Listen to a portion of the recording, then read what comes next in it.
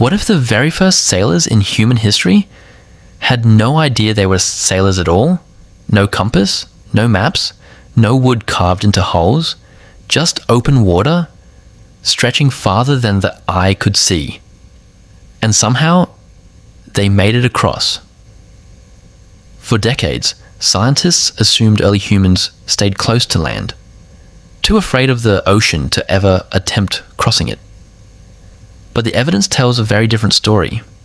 Somehow, tens of thousands of years before the wheel, before writing, before anything we'd call civilization, humans were already reaching islands separated by deep open water. And that raises a question that still keeps researchers up at night. How? This is the story of how ancient humans crossed rivers and seas with absolutely nothing we'd recognize as technology. And why the answer might be stranger and more human than you expect. To understand how strange this really is, you have to picture the world about 70,000 years ago. Sea levels were lower than today, so some land bridges existed. Ice ages pulled water out of the oceans and locked it into glaciers, occasionally connecting islands that are now separated by miles of sea. But here's the twist. Almost nobody realizes. Even at the lowest sea levels in history, there was one place on Earth where land bridges simply did not exist. A stretch of deep water separating the islands of Southeast Asia from Australia and New Guinea.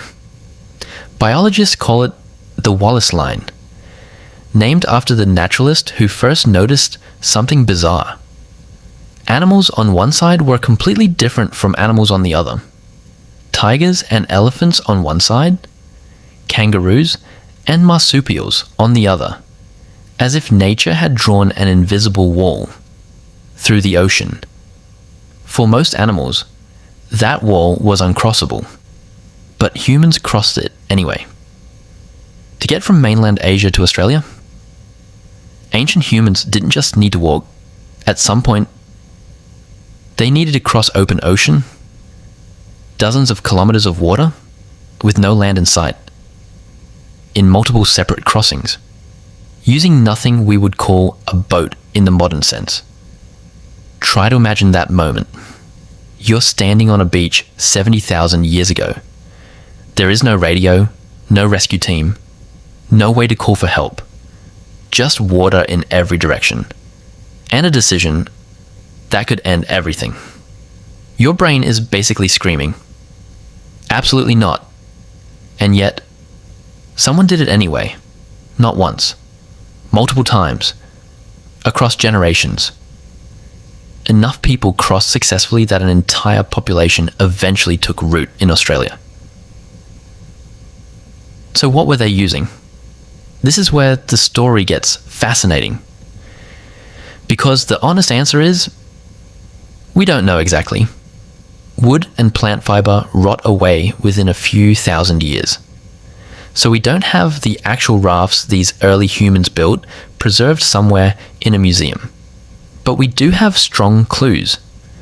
Anthropologists believe the most likely method was simple bamboo or log rafts, lashed together with vines or plant fiber, similar to designs still used by some island communities today. Not elegant, not fast, but floatable. Picture something closer to a floating platform than a ship. No sail, no rudder, just logs. Rope made from twisted plants, and the terrifying hope that it wouldn't fall apart halfway through the journey. But here's where things get weird. A raft alone doesn't explain how they navigated. Without a compass, without stars mapped into any written system, how do you paddle toward a destination you cannot see? This is where scientists were genuinely surprised by the evidence. It turns out, early humans likely didn't need to see the destination at all. They needed to read the ocean itself. Long before modern navigation, coastal peoples developed something remarkable.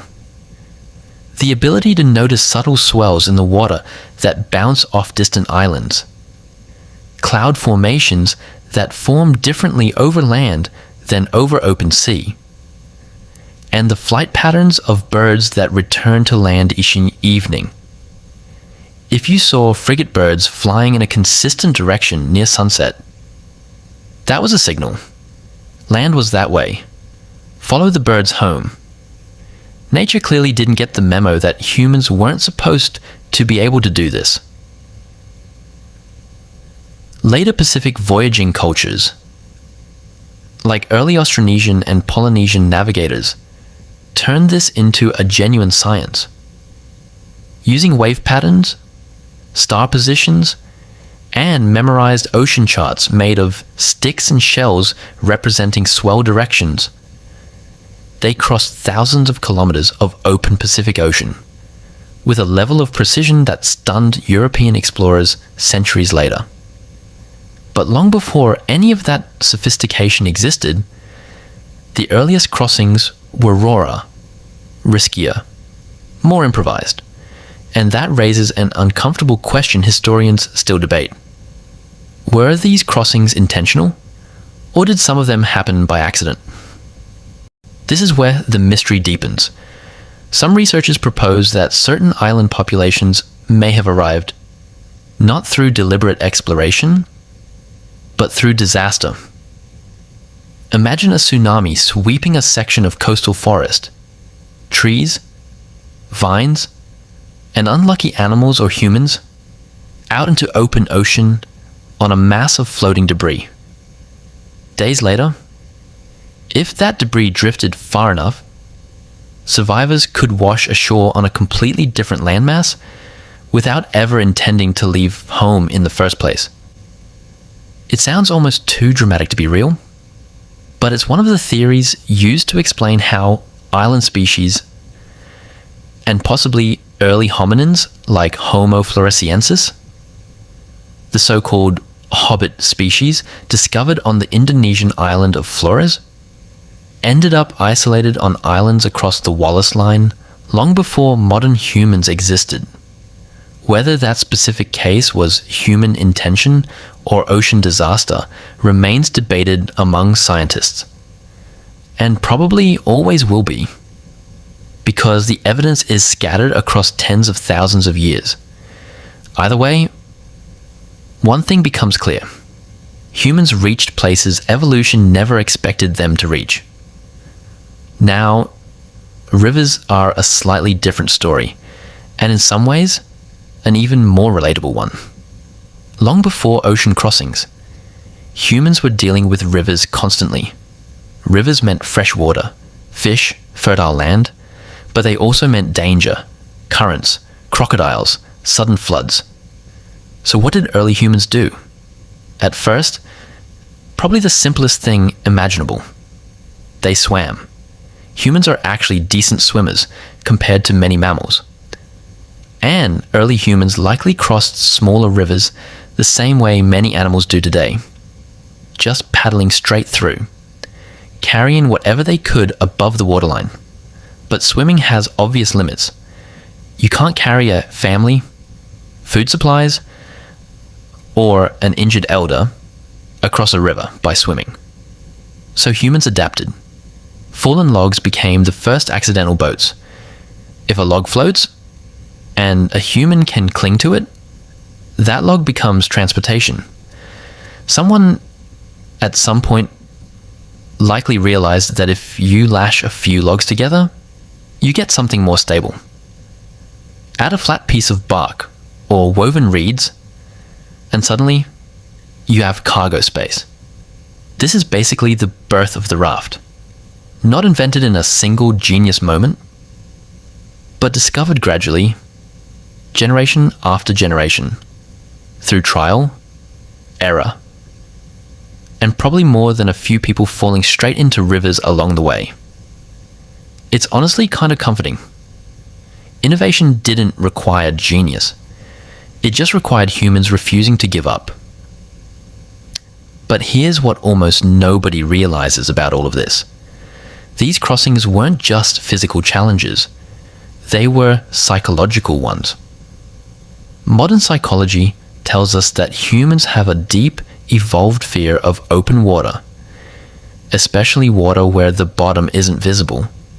It's a survival instinct. Deep water historically meant predators, currents, and death. So every single crossing, whether a river or an ocean, meant fighting against millions of years of evolved fear. Which means the real story here isn't really about rafts, or birds, or ocean currents. It's about something far more human. Curiosity, strong enough to override fear. Every single population that ever crossed a dangerous body of water into the unknown had to make a choice that defied instinct. They looked at endless water, felt every ounce of their biology screaming to stay put, and went anyway. That single decision, repeated across tens of thousands of years, is the reason humans exist on nearly every landmass on Earth today. Not because we were the strongest species, or the fastest, or the best adapted to water, but because we were the most relentlessly curious. So the next time you cross a bridge without a second thought, or fly over an ocean while half asleep, remember there was a version of a human, long before history was written down, standing on a beach, with nothing but a raft made of logs and vines. They didn't know what was on the other side. They went anyway. And maybe the real question isn't how they crossed the water. Maybe it is, what would you have been brave enough to cross with nothing but hope and a handful of floating logs? If you enjoyed exploring this mystery, subscribe to The Primal Logic. For more fascinating stories about humans, nature, science, and the hidden reasons behind the world around us.